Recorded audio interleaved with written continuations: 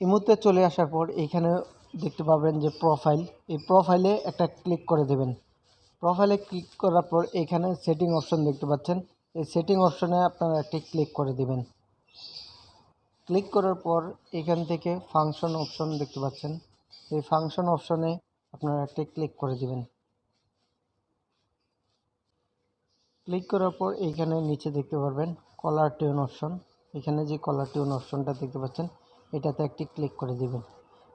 Click করার পর এইখানে দেখতে পারবেন আপনার যে পছন্দের আপনি যেই ইয়েটা চান, যদি ইসলামী সঙ্গীত চান তাহলে কিন্তু ইসলামী সঙ্গীতটা ব্যবহার করতে পারবেন, বা অন্য কিছু চাইলে আপনি যেটা মন চাবে সেটাই এখান থেকে ব্যবহার করতে পারবেন।